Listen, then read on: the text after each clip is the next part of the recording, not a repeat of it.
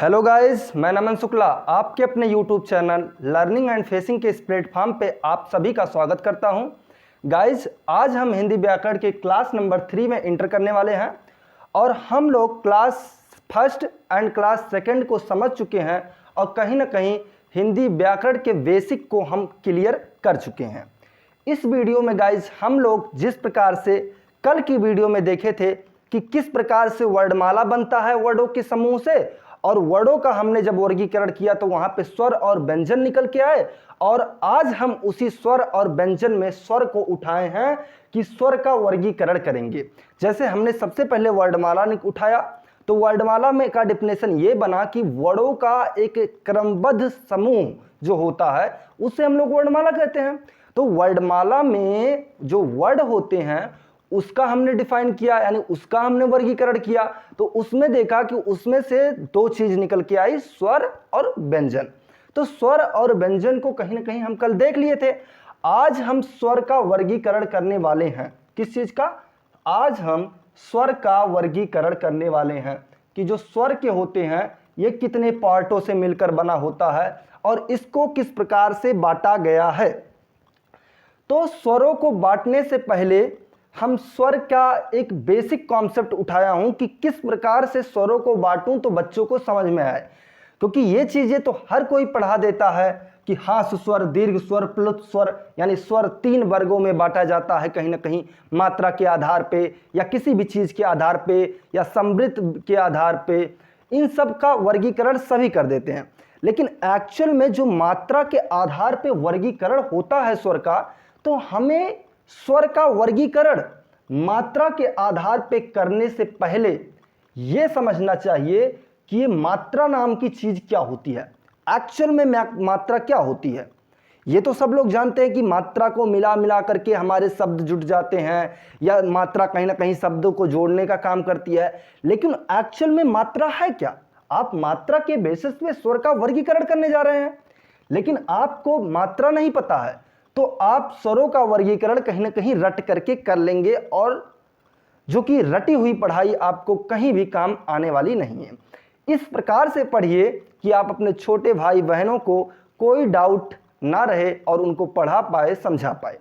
तो हम चर्चा करने वाले हैं मात्रा पे कि एक्चुअल में मात्रा क्या होता। तो मात्रा का हमने डिफिनेशन बताया कि किसी वर्ड या ध्वनि, वर्ड या ध्वनि, वर्ड मतलब हमारे मुख से जो वर्ड, जो ध्वनि निकली उसको हमने लेखन रूप दे दिया, वो वर्ड हो गया। और जो हमारे मुख से रगड़ खा के ध्वनि निकल रही है उसे हम ध्वनि कहते हैं। जो आसमान में जाकर के विलुप्त हो जाती है जो ध्वनि, उसे हम लोग अक्षर या ध्वनि कहते हैं। तो किसी भी वर्ड या ध्वनि के उच्चारण यानी बोलने में जो काल होता है, यानी काल को हम लोग क्या कहते हैं? समय। काल को क्या कहते हैं? समय। तो परिभाषा मात्रा की ये कह रही है कि किसी भी वर्ण या ध्वनि के उच्चारण काल को ही मात्रा कहते हैं। मतलब मात्रा बस इतना समझिए कि जो हम उच्चारण कर रहे हैं या किसी भी चीज को बोल रहे हैं, तो वो जो वर्ण या ध्वनि है उसका जो काल है, मतलब कितना समय में हम उसको बोल ले जा रहे हैं, उसी वही होता है मात्रा। या इसका एक दूसरा डिफिनेशन है, किसी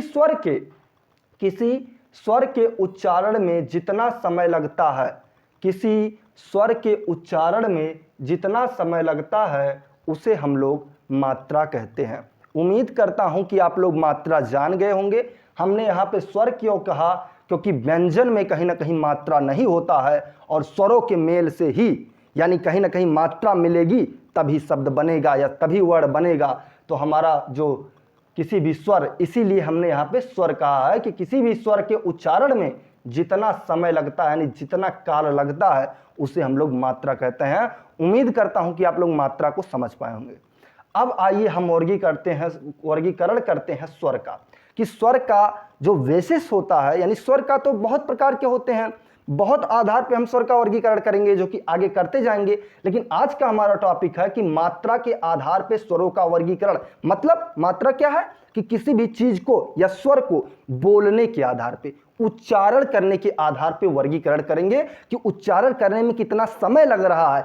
इस आधार पे वर्गीकरण करेंगे, क्योंकि हम मात्रा के आधार पे कर रहे हैं। और मात्रा एक्चुअल में क्या है? मात्रा एक्चुअल में वही है कि जो ध्वनि या वर्ड जो हम बोल रहे हैं, जिसका हम उच्चारण कर रहे हैं, उसमें कितना समय लग रहा है, एक्चुअल में मात्रा वही है। तो एक्चुअल में हम मात्रा के आधार पे नहीं, एक्चुअल में हम अपने बोलने के आधार पे कि कितना समय स्वर को बोलने में लग रहा है, इस आधार पे हम वर्गीकरण करने वाले हैं, अगर आप मेरी बात को समझ पा रहे हैं। तो इसके आधार पे जब हम इसको बांटते हैं तो ये 3 प्रकार की निकल के आती है। पहला हास्य स्वर, जिसे हम लोग एक मात्रिक स्वर कहते हैं। दूसरा दीर्घ स्वर आता है, जिसे हम द्विमात्रिक स्वर कहते हैं, जो कि नाम से ही पता चल रहा है। और तीसरा आता है प्लुप्त स्वर, जो कि ये मूल रूप से इसको प्लुप्त स्वर को स्वर नहीं माना जाता, लेकिन फिर भी वर्गीकरण में ये स्वर आता है। मुख्यतः जो होते हैं ये हास्य और दीर्घ स्वर ही आते हैं। तो हास्य स्वर यानी एक मात्रिक स्वर किसे कहते हैं? कि जिन स्वरों के उच्चारण में कम समय लगता है, मतलब उच्चारण मतलब बोलने में, और स्वर क्या है? वर्ण है। यानी हमारे मुख द्वारा जो ध्वनि निकल रही है उसको हम लेखन रूप दे रहे हैं तो वर्ण बन जा रही है, और वो अगर किसी की सहायता लिए बिना बन रही है, माने किसी की सहायता के बिना ही अगर हम उसको लिख ले जा रहे हैं, तो क्या हो गया? वो स्वर हो गया। और स्वर का जब हमने वर्गीकरण किया तो कहीं ना कहीं वर्ण जो है वो क्या है? जो बोलने का आधार है, जो हमारी मात्रा है, उसी के आधार पे तो वर्ण बन रही है कि हम कितने समय में क्या चीज बोल ले जा रहे हैं। तो वही हमारा यहाँ स्वर जो है वो एक प्रकार से बोलने के आधार पे जब हम इसको बांट रहे हैं, तो हास्य स्वर में क्या होता है कि जिस स्वरों को या जिन स्वरों को उच्चारण समय में यानी बोलने में बहुत ही कम समय लगता है, उसे हम लोग हास्य स्वर या एक मात्रिक स्वर कहते हैं। उम्मीद करता हूं कि आप लोग हास्य स्वर समझ पाए होंगे कि भैया स्वर की कैटेगरी जब हम बांटेंगे बोलने के आधार पे, जो सबसे कम समय लेगा उसे हम हास्य स्वर में रखेंगे, और जो हास्य स्वर से थोड़ा सा अधिक समय लेगा यानी दोगुना समय लेगा उसे हम लोग दीर्घ स्वर कहते हैं, यानी द्विमात्रिक स्वर कहते हैं। और जो हास्य स्वर से 3 गुना समय और दीर्घ स्वर से भी थोड़ा सा अधिक समय ले, उसे हम लोग प्लुप्त स्वर के नाम से जानते हैं। तो इसका डिफिनेशन बनता है कि जिन स्वरों का, आप डिफिनेशन रटिए मत, ऐसे बनाइए कि हास्य स्वर क्या है, इसमें कम समय लगेगा। तो इसका डिफिनेशन क्या बनेगा कि जिन स्वरों को बोलने में या उच्चारण करने में बहुत ही कम समय लगता है उसे हम लोग हास्य स्वर कहते हैं। और दीर्घ स्वर का क्या हो जाएगा? जिन स्वरों के उच्चारण में हास्य स्वर से दोगुना समय लगता है उसे हम क्या कहते हैं? दीर्घ स्वर कहते हैं। एक डिफिनेशन इसका और बनेगा कि जिन स्वरों को बोलने में हमें हास्य स्वर से यानी लघु स्वर से यानी एक मात्रिक स्वर से दोगुना समय लगता है उसे हम लोग दीर्घ स्वर के नाम से जानते हैं। प्लुप्त स्वर का डिफिनेशन क्या बनेगा कि जिनके उच्चारण में यानी जिन स्वरों के उच्चारण में दीर्घ स्वर से कुछ अधिक समय लगे तथा लघु स्वर से 3 गुना समय लगे, उसे हम लोग प्लुप्त स्वर के नाम से जानते हैं। उम्मीद करता हूं कि हास्य स्वर और दीर्घ स्वर और प्लुप्त स्वर आप जान गए होंगे। अब आइए हम इनकी संख्या बताते हैं। हास्य स्वरों की संख्या जो होती है ये 4 होती है। ये 4 ऐसे होते हैं जिनको बोलने में बहुत ही कम समय लगता है। इनका पहला होता है आ, ई, उ, री, यानी जो लघु रूप होता है उसे हम लोग हास्य स्वर कहते हैं। क्यों? क्योंकि हम बेसिस लिए हैं किसके आधार पे? मात्रा के आधार पे। मात्रा क्या होता है? जो हमारी बोलने का समय यानी अवधि है उसे ही हम लोग मात्रा कहते हैं। तो जिसको बोलने में बहुत ही कम समय लग रहा है उसे हम हास्य स्वर कह रहे हैं, जो कि आ, ई, उ, री, आ, ई, उ, री। ये आप इस तरीके से याद कर सकते हैं क्योंकि इसको बोलने में बहुत ही कम समय लगता है। इसका जो दर्शन चिन्ह होता है यानी जो दर्शाने का, जो बताने का चिन्ह होता है कि ये लघु है या हास्य है, तो इसे खड़ी फाई या आई से हम लोग दर्शाते हैं। जो कि हम छंद पढ़ेंगे, अलंकार पढ़ेंगे तो वहां हमें गुरु और लघु, इसको लघु नाम से भी जाना जाता है, जानते हैं। दूसरा आता है दीर्घ स्वर। हमने क्या बताया कि हास्य स्वर से दोगुना समय लगेगा तो उसे हम दीर्घ स्वर कहेंगे, और इनकी संख्या 7 होती है यानी 7 होती है। कितनी होती है? 7 होती है। जैसे आ, यानी आ क्या था? जो कम समय लग रहा था वो हास्य स्वर था, लेकिन जब उसका दीर्घी रूप आया यानी आ माने ज्यादा समय लगा तो वो क्या हो गया? वो दीर्घ स्वर हो गया। आ, ई, यानी ई जो था उससे ज्यादा समय लग रहा है, ये दीर्घ रूप। बड़ी, उसके बाद बड़ा ऊ, ए, ओ, औ, इन सब में क्या लग रहा है? इस जो हास्य स्वर है इससे दोगुना समय लग रहा है बोलने पे। तो कहीं ना कहीं मात्रा इसकी बड़ी है कि नहीं? इसलिए इसकी मात्रा बड़ी है, इसलिए इसे दीर्घ स्वर में यानी द्विमात्रिक स्वर में रखा गया है। तो द्विमात्रिक स्वर में कितने स्वर आते हैं?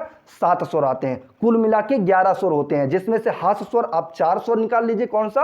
आ, ई, उ, री, इन चारों को निकाल लीजिए। बाकी जो पूरा का पूरा बचे वो 7 के 7 आप दीर्घ स्वर में रख देते हैं। तो उसमें दीर्घ स्वर में क्या क्या बचा है? जब 4 निकालेंगे आ, ई, उ, री, तो क्या बचा? बड़ा, बड़ी, बड़ाऊ, ए, ऐ, ओ, औ। ये 7 हमारे बच्चे क्या चीज? दीर्घ स्वर में, जो कि यहाँ है। इसका दर्शन चिन्ह जो होता है, ये गुरु, इसे यश से ऐसे प्रकट करते हैं कि इसका दर्शन चिन्ह जो होता है, बताने का चिन्ह, रिप्रेजेंट करने का जो चिन्ह होता है, इसे हम लोग गुरु के नाम से जानते हैं, जो कि यश की तरह होता है। तीसरा हमने बताया प्लुत स्वर, ये मुख्यतः में नहीं आता है लेकिन फिर भी ये स्वर में आता है। इसको बोलने में बहुत अधिक समय लगता है। जब कोई वर्ड बार बार पुनरावृत्ति, जैसे ओड, इसके बाद ये क्या हो गया? रामाड, माने डा का क्या हो रहा है? दीर्घीकरण हो रहा है, बहुत अधिक समय लग रहा है। लघु से दीर्घ से दोनों से अधिक समय लग रहा है, तो क्या हो जाएगा? इसमें हालांकि कोई स्वर नहीं आता है, लेकिन जब स्वरों का पुनरावृत्ति होने लगता है तो कहीं ना कहीं ये अंगा का ऐसे रूप ले लेता है और इसको हम लोग खींच कर बोलते हैं, तो इसे प्लुत स्वर के नाम से जानते हैं। उम्मीद करता हूं कि आप मात्रा को समझे होंगे और कहीं ना कहीं मात्रा के आधार पे स्वरों का वर्गीकरण आप अच्छे से समझ गए होंगे। और अब आपको कहीं ना कहीं हास्य स्वर, दीर्घ स्वर और प्लुत स्वर में कहीं भी कभी दिक्कत नहीं होगा। एक बार मैं फिर से कर दे रहा हूं। मात्रा सबसे पहले हम लोगों ने समझा। मात्रा क्या होता है कि कोई भी वर्ड या कोई भी ध्वनि को बोलने के आधार पे कितना समय लग रहा है या कितना कम समय लग रहा है, उसे हम लोग मात्रा कहते हैं। जब हमने मात्रा के आधार पे स्वरों का यानी मात्रा के बेसिस पे स्वरों का वर्गीकरण किया तो हमारा सबसे पहला निकल के आया हास्य स्वर, यानी जिसको बोलने में बहुत ही कम समय लगता है उसे हम लोग हास्य स्वर कहते हैं, जिसकी संख्या 4 होती है, आ, ई, उ और री। उसके बाद इसका दर्शन चिन्ह जो होता है ये आई की तरह होता है। उम्मीद करता हूं हास्य स्वर समझ गए।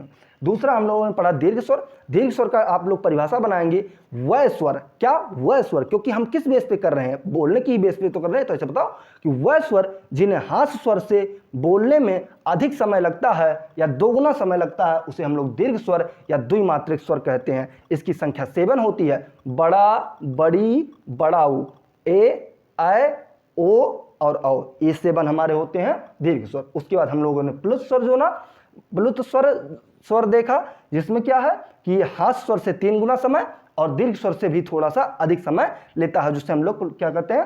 प्लुत स्वर कहते हैं। उम्मीद करता हूं गाइज आप मैं जितना पढ़ा रहा हूं उतना समझ पा रहे होंगे। और अगर आपको इस क्लास से थोड़ा सा भी अगर फायदा हो रहा है तो प्लीज़ करके आप कमेंट और शेयर सब्सक्राइब करते रहिए और कहीं ना कहीं अपने दोस्तों के पास भी शेयर करते रहिए। Thank you for watching class.